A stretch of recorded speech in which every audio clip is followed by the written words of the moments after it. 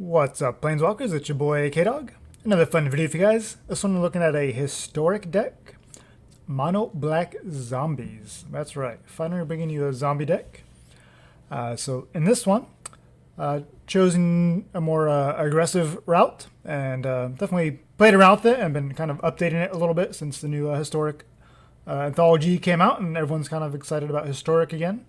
And this is kind of the configuration that I've kind of settled in at, I think. Obviously, there's different variations you can do with the zombies, you know, make it more controlling with the Leyline Planeswalkers and things like that. But I just tried to make a low aggressive curve and use a Death Baron and things like that to really kind of push the zombies over the top. So just kind of jump into the deck here. Just the two of Cryptbreaker here. So 1/1 for 1. However, you can tap 3 untapped zombies you control to draw a card and lose a life. And you can pay 2 to discard a card and create a 2/2 black zombie creature token. So obviously this works really well in a board stall situation. Your opponent's attack doesn't want to attack in because you got Death Touch and things like that. You can just tap some zombies at their end step, draw a card, and just kind of keep fueling up that way. And eventually you'll just go wider and bigger than them. And then any lands you draw in the late game, you can just turn them into 2/2 zombie tokens. So obviously this is really powerful, but since you are trying to be more aggressive, there are better things you can do at the 1 mana slot than this in most situations. So that's why just a 2 of for me. Obviously it works really, really well in those certain board stall situations and things like that where you need that card advantage to kind of push through. Otherwise here, Diregraf Ghoul is a 2/2 for 1, so obviously that works much better. It does enter the battlefield tapped. That's the little bit of a downside there. And we also have the 4 of Gutterbones. While not a zombie, it is a skeleton, which does synergize with our Death Baron, which we'll get to here in just a second. Also, it's a 2/1 for 1, but it enters the battlefield tap as well.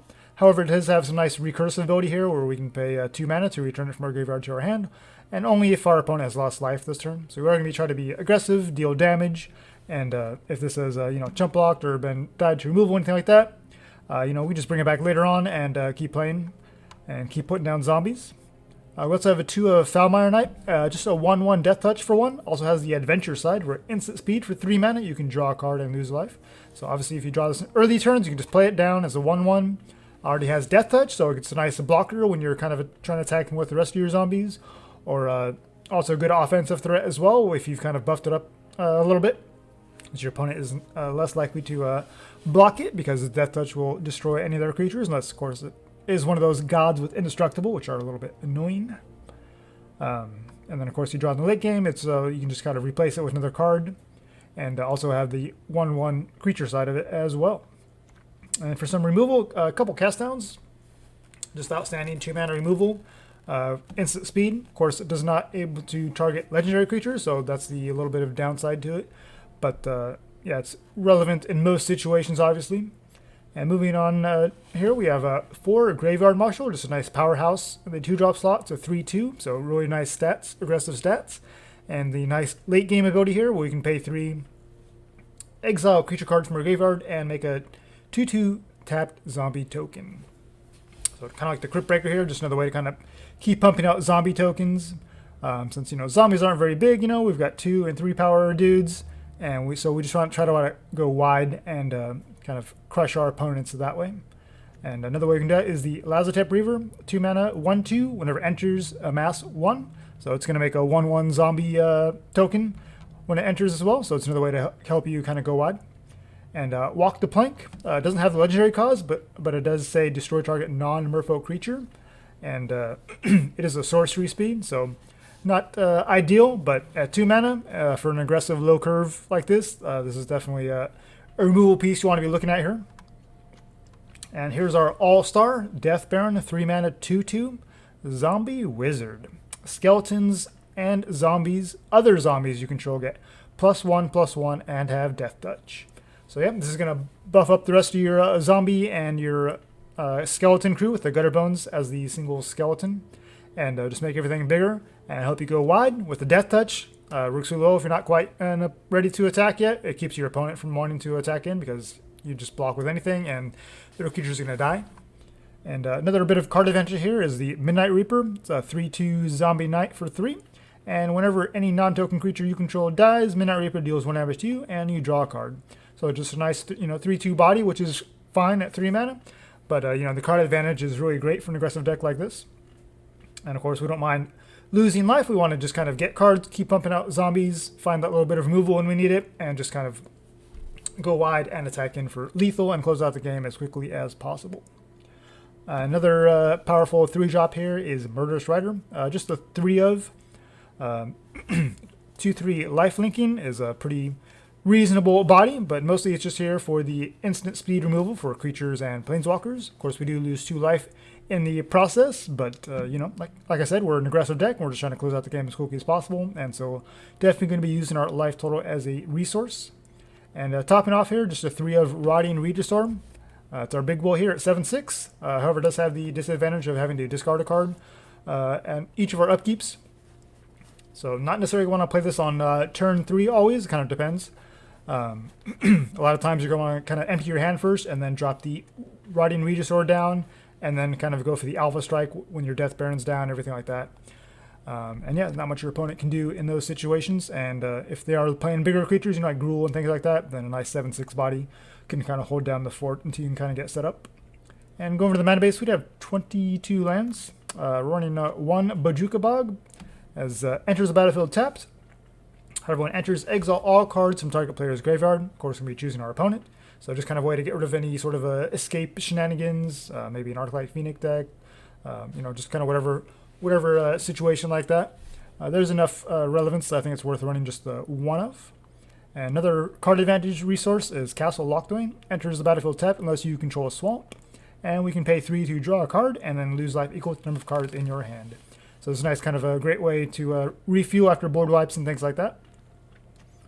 Just the 18 basic swamps, and then 1 Ghost Quarter as taps for colorless, and then you have to sacrifice it to destroy target land. So obviously you're going to be using this against things like Search for Azcanta, maybe an opposing Castle Locthwain, and obviously things like Field of the Dead. It is just the 1 of because we do want to be pretty aggressive, and we need black as much as possible. But we do need to have just a little bit of game against those kind of resources. So just the 1 of for me. And going over the sideboard real quick. We do have the 3 Agonizing Remorse for the hand disruption against control and mid-range matchups. A couple Legion's Ends for kind of mirror type matchups where they have 1 and 2 drops that we want to get rid of. Maybe even if it's like the Johnny's Pridemate lifelink type decks, which are very popular. Pharika's Libation, 3-mana instant. Target opponent sacrifice a creature, or target opponent sacrifice an enchantment. So it's kind of a way to get around those kind of indestructible enchantment creatures that just came out in the most recent set, and also hexproof creatures as well. Things like Dream Trawler and Paradise Druid kind of give us a little bit of game against those. And of course, we're in Historic, so you need some way to answer Field of the Dead, which is a huge problem now that it's been unbanned. Just a 2 of here, 3-mana enchantment. Creature tokens get -2/-2. Obviously, this kind of counts against us because we do have the Lazotep Reaver, which makes a 1/1 token, which would basically die automatically if we have this out. And any of the zombie tokens, we might try to get off Cryptbreaker and things like that. So something to keep in mind, but obviously this is basically just there for Field of the Dead matchups and potentially certain other matchups. But yeah. A couple Icon of Ancestries against those removal heavy matchups, as you get to buff all the creatures of your chosen type. But most importantly here, it's card advantage where you can pay 3, look at the top 3 cards of your library, and reveal a creature of the chosen type into your hand. So yeah, we're playing so many zombies, then this is kind of an obvious inclusion here. And just the 2 of for those, kind of control and removal heavy matchups. Speaking of removal, we're going to run 2 Extinctions. It doesn't have the Merfolk or the legendary clauses that our main deck removal has, and also it has the Exile ability as well. So that's why it's here at 4 mana, but it's still really powerful in certain situations. We exile a creature or a planeswalker, and then we also have the bonus of being able to look at the top card of our library and put that into the graveyard if it's not something we need, like a land or something like that. And also a couple of Leyline of the Voids for any sort of graveyard shenanigans, just a little bit more game against that kind of thing. Alright, that's pretty much the deck, and let's jump into some best of BO3. Alright, see if we can try to find a real matchup.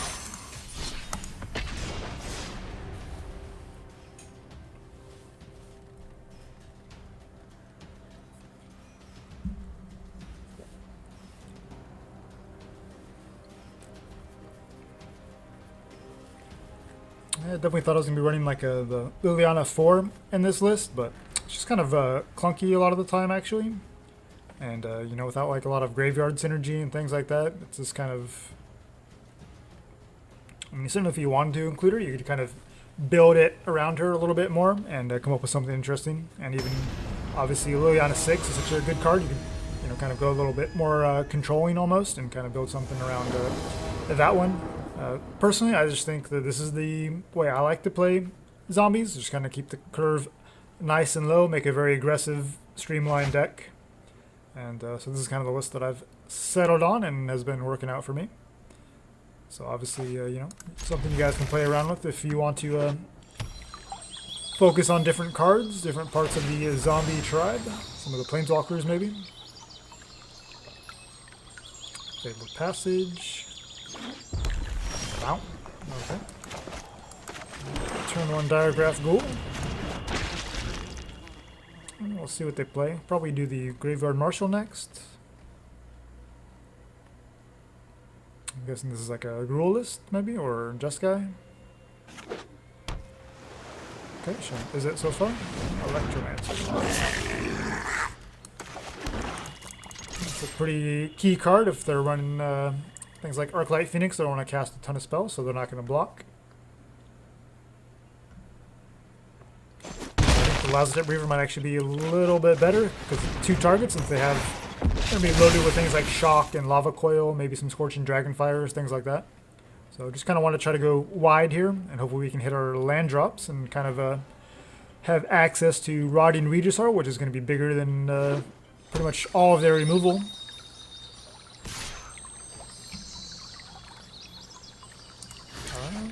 I'm happy to get rid of this. They can only kill one of mine. Unless they have the burn spell in hand, which they could have killed it something anyway. Brazen Borrower. Sure.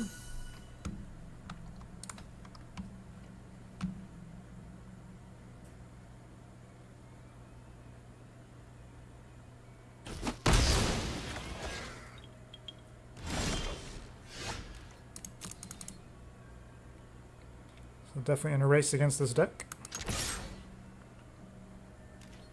It's Jack BK. We're stuck on 2 lands, so Graveyard Marshal is our only play. We do have multiples at least, so if we continue to miss it out on land drops, we'll just have some plays. Presumably getting a second blue source for this Brazen Borrower. Yep, so that's good for us, as it cannot block any of our creatures.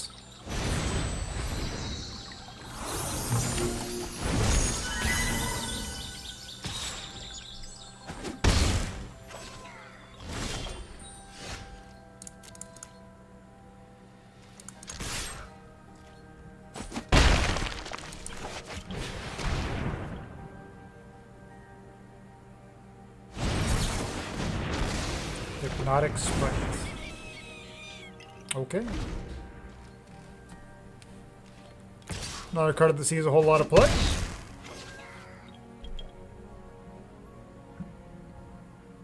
So they're just some kind of a weird tempo deck. Goblin Fairies. They sure are playing very deliberately. We're still stuck on 2 mana, but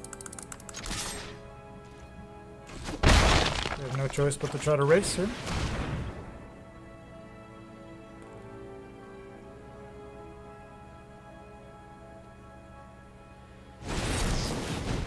Another Hypnotic spell. Okay.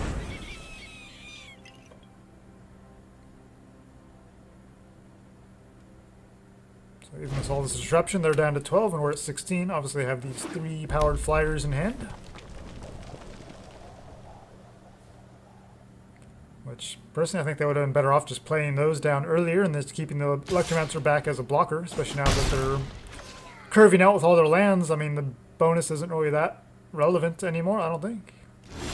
But, you know, it's not my deck, so...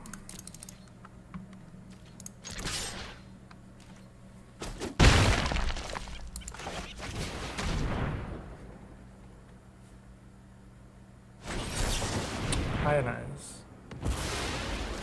Okay. So a little bit ahead of us now.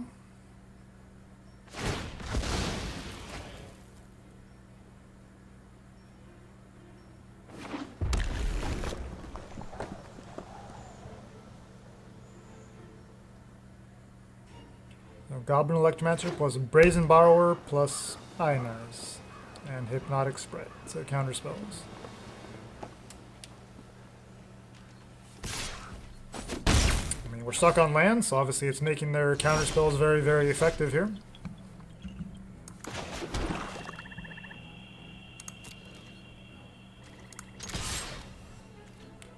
I don't think killing the Electromancer does a whole lot at this point. I'm just getting it down as a 2-3 is better. They have another counterspell.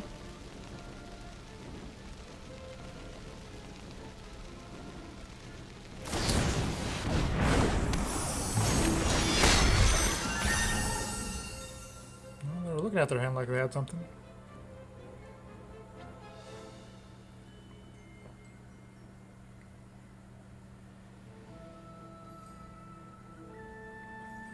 Getting these Murderous Riders to start gaining us back some life.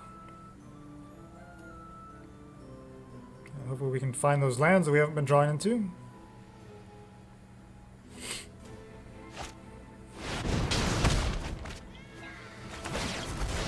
They're going to hit us for 5 here.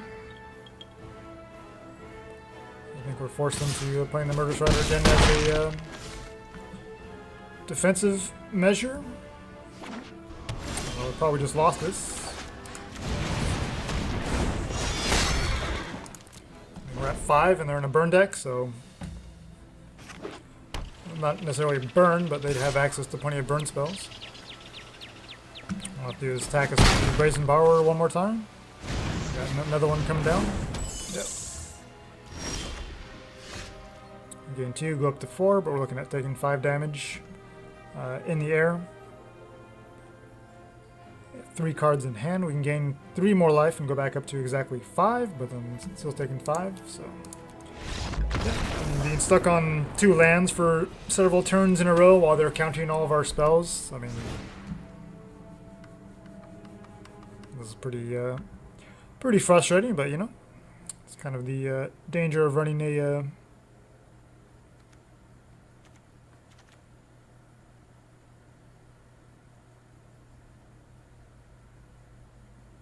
an aggressive deck like this. You're not always going to draw what you need.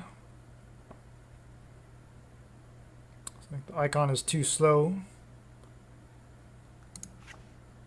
Rotting Regisaur is nice. Legion's End deals with their Electromancers and whatnot. Wonder if we want a little bit of hand hate here. Definitely think the Cryptbreaker is a little slow.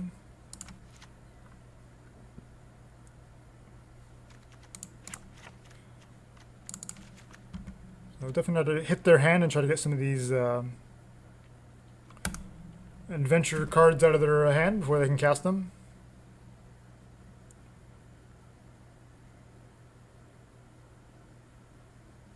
Obviously when we curve out, life is good, but then when we're stuck like that, it's a little bit more challenging. We hung in there and did the best we could, just came up a little bit short. Obviously we're all ground based, so we need these removal spells to hit their flyers.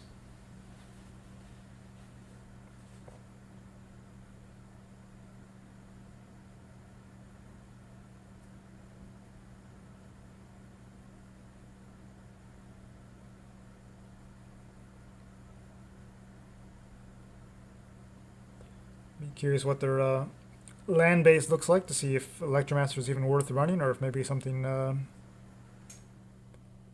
might be some better options.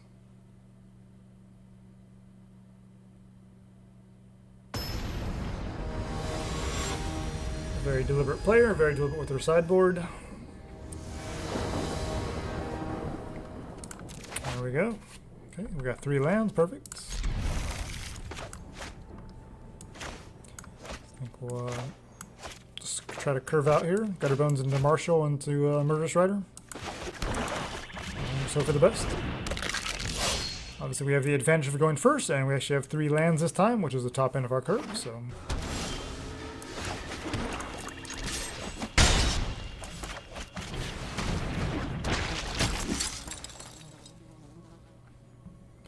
And not having all of our spells countered because we're on the play is much better.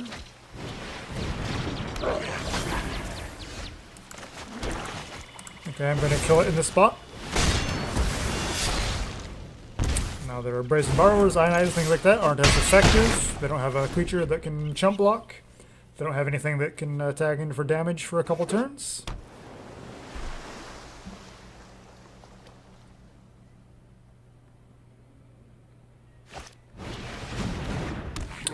Sure. I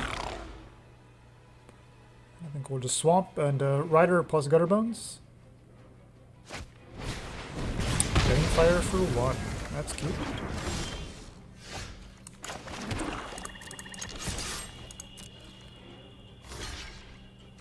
I'm fine with that. Want to keep their board as clear as possible.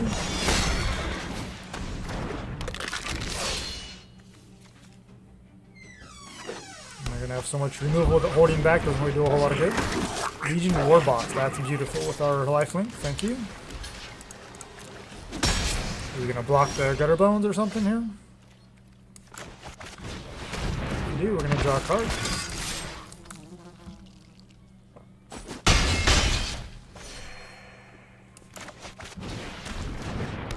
I don't know how relevant the Bojuka Bog is, so let's just drop it.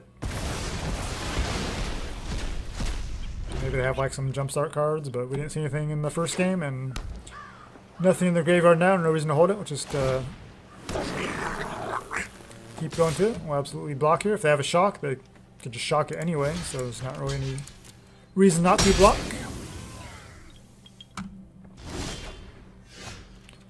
We'll hold the land, make them think we have something. If they want to block the Midnight Reaper, we'll draw the card, and they're still taking 6 damage. Just want to get that war boss off the table. And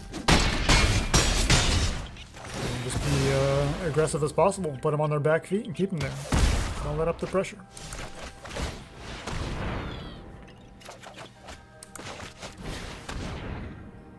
A counter spell. Sure.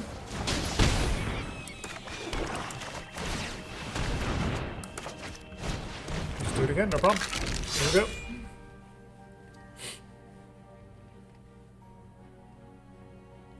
Obviously, being on the play is a huge advantage against a counterspell deck. But now that we won, they're back to being on the play. So we'll see how we do here in Game 3. I think our sideboard options were just fine. We want to stay as low as possible, attack quickly. We got the removal. Didn't see our Agonizing Remorses, but chance we see them here in Game 3. And especially now that we're on the draw, we'll definitely be prioritizing things like that. Trying to get those counter spells out of their hand, especially some of those adventure spells, the Hypnotic Sprite, Brazen Borrowers.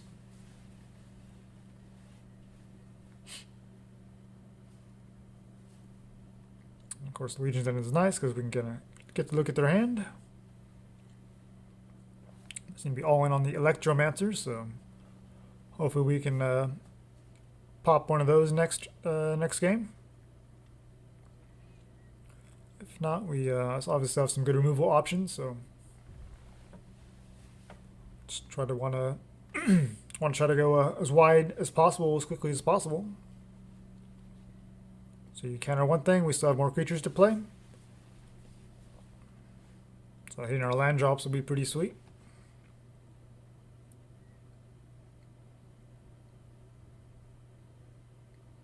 And taking their sweet time on sideboarding for Game 3.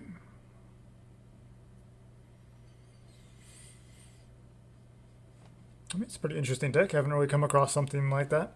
with the fairies and the Goblin Electromancer, things like that. I feel like we've only seen part of their deck though. Kind of wondering if they're running like Royal Scions or things like that. Could be a good fit.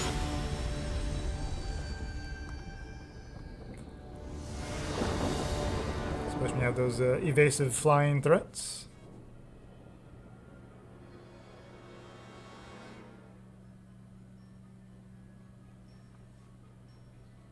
I'd be curious to see what their deck list looks like. Seems pretty interesting. 4 lands is a bit much, but we do have a 1, 2, and a 3 drop, so yeah. I'd like to see obviously like a Midnight Reaper or something like that. Fabled Passage, perfect.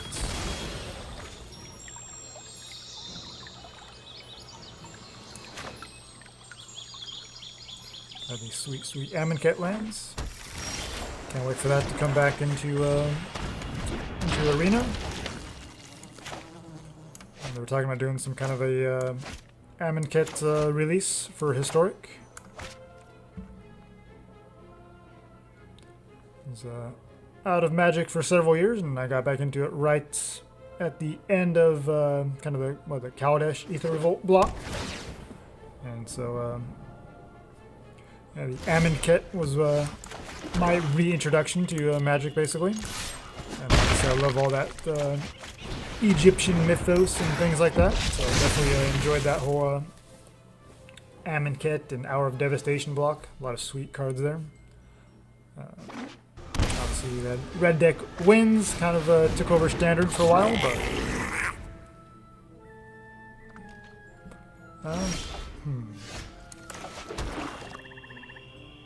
so I don't know if about Ionize. Look at stuff like a Brazen Borrower. I'm still fine with attacking if they want to bounce something back to our hand, like the creature token, or even the Death Baron. Bone Crusher Giants. That's cute.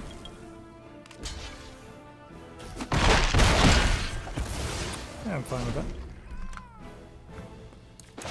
Alright, next turn we have either Death Baron again or the Walk the Plank and Cast Down.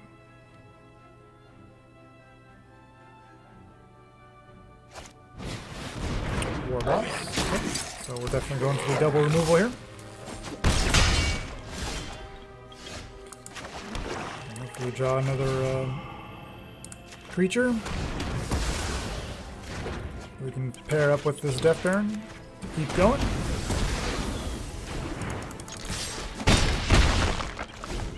Okay, they're a 10, we're a 17, so I don't mind taking damage from this Goblin token.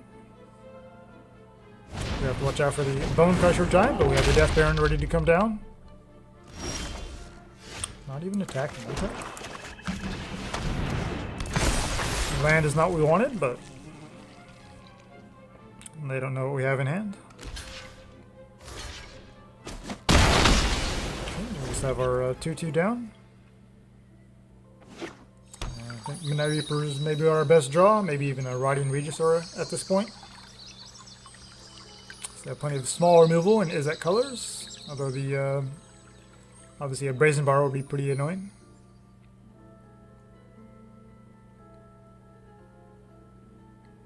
So didn't see the Bone Crusher in last game, so it looks like I guess they're just Izzet Adventures with the Electromancer. Ashiok, okay, we don't have a whole lot of Graveyard synergy. I mean, obviously Graveyard Marshal, things like that, but we don't even have one down right now. Gutterbones. A little bit of recursion, but we can do just fine without it. Just looking for any sort of creature here. We will absolutely ignore Ashiok. We just need to close out this game as quickly as possible.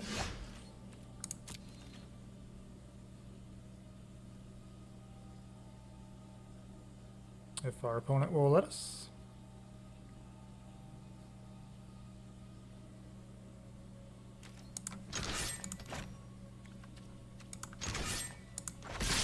There we go. So you have priority with the Fabled Passage, which they could potentially crack for a shock or something, but no choice but to go for it.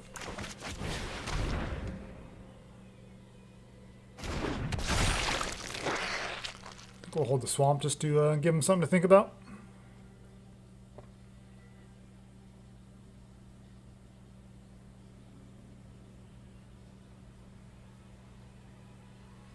So we are presenting lethal, but they do have plenty of cards in hand. I'm sure they have something.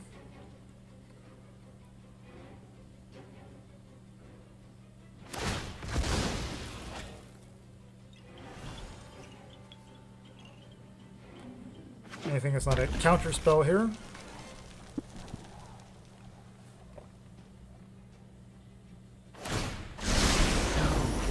Behold.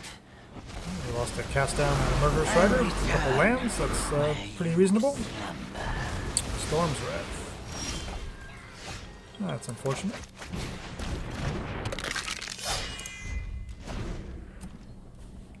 Do get our Gutterbones down though.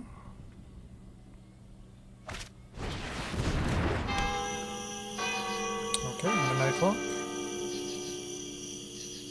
I'm not sure I understand the Ashiok or Midnight Clock here, but hey, works for them.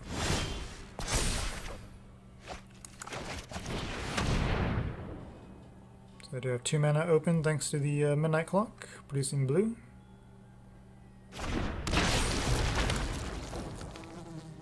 Well, we just have to play our game, and whatever they do is whatever they do. Obviously, the Storm's Wrath will be pretty devastating next turn.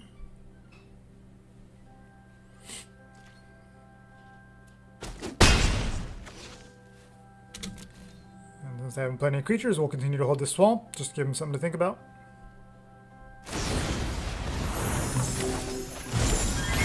That's curious.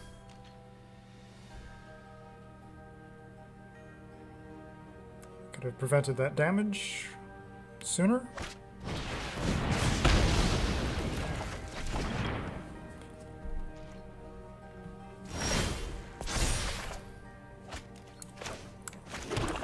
The frustrating part of our deck is not finding that card draw. In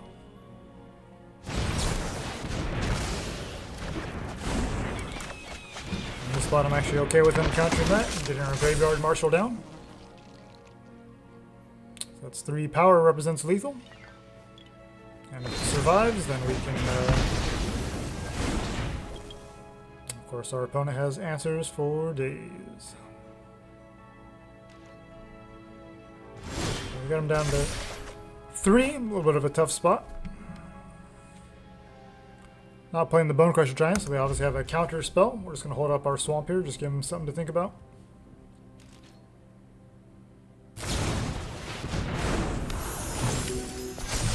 Matchups are always a little frustrating. We were doing so good, and we just kind of stalled out there, unfortunately. No Midnight Reapers.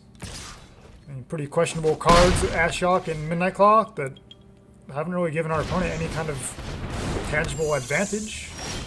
And unfortunately, we just have not been able to capitalize. I mean, Agonizing Remorse here is too late. We're staring at 5 points of damage a turn. They obviously have a counter spell that they're continuing to hold up. We just get that out of their hands, so when we do draw a creature, we can always play it. So yeah, a little bit of a frustrating matchup. We'll take the counter spell. Doesn't really matter too much. I think even if we draw any creatures here, this is going to be too little, too late.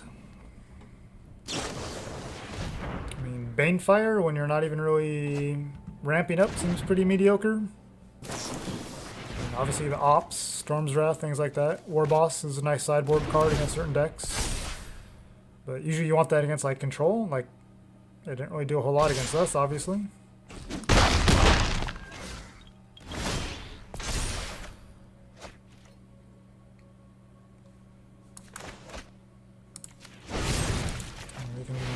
Destroy that and put down a lifelink creature. But if they have a counter spell, then I think we'll just wrap it up.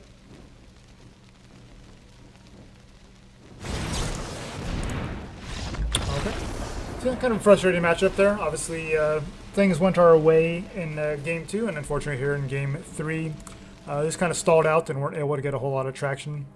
Some really unexpected kind of removal and disruption.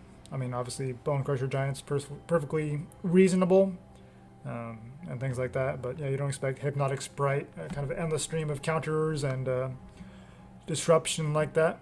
But you know, you have to be able to find a way to fight through it. And unfortunately, we you know, just drew our Agonizing Remorse there too late, and we didn't find our Midnight Reaper. That would have made a huge difference if we had that when the Storm's Wrath or something like that. But yeah, obviously the deck it's pretty fun to play. I would recommend playing around with the zombies. That's certainly one iteration you can do. Yeah, so just play around with it, see what you guys like, and take care.